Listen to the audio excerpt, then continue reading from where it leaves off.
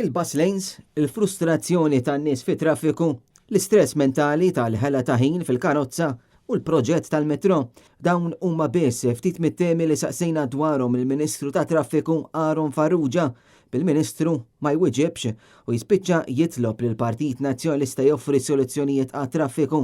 Dan meta, speċifikament, saqsejnih fejn se jagħmel il-bus lanes li semma fl-intervista ma' Times. Il-bus lanes li semmejt, fejn se tkun qed tagħmilhom?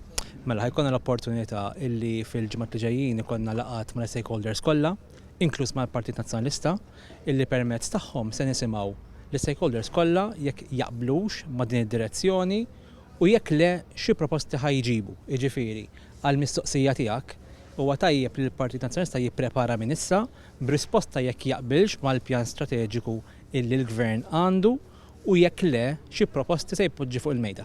Bistqarrija bħal din evidenti li l-Gvern m'għandu l-ebda soluzzjoni konkreta tantu hekk li mill-ġdid għalinna li se jistenna soluzzjonijiet mill-Partit Nazzjonalista. Mhux bakketta maġika li permezz tagħhom issolvi l-problemi, l-sfidi tal-pajjiż, imma għandna s-soluzzjonijiet, għandna il-proposti. Issa, jekk il-Partit Nazzjonalista ma jaqbilx ma' dawn il-proposti, tajjeb illi jiġi bil-proposti tiegħu. Jiġifieri illum il-PN tajjeb li mhux qed nistaqsik fuq il-Partit Nazzjonalista, ġifieri dak li inti qed tul l-intervista ma' Times. Ħankompli għaddej.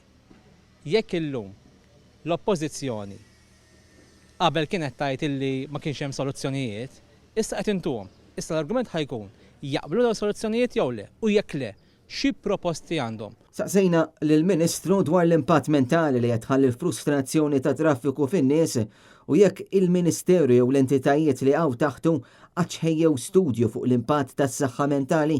Bil-Ministru, evidentament, lanqas biss fehem din id-domanda sempliċi. Kontinwament in-nies qed jieħlu fit-traffiku bħala Infrastructure Malta, Trasport Malta, il-Ministeru tiegħek għamel xi forma ta' riċerka, analiżi, studju dwar l-impatt li tħalli l-infrastruttura preżenti li għaddejja f'pajjiżna fuq is-saħħa mentali.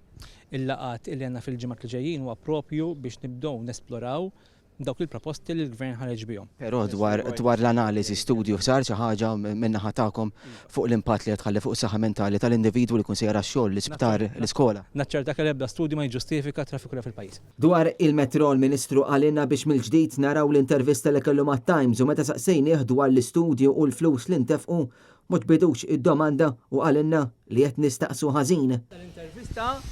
Fl-intervista tkellim ċaru tont. Nissuġġerjek mur taqra l-intervista. Jekk ikollok domandi. Nisma' ħassa minn fommok.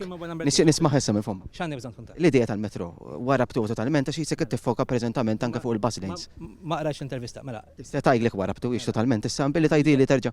Le, ma warabniex, kieku qed l-intervista tkun taf illi il-metro hija tibqa' jiġi esplorat. James Aronellu, Net News.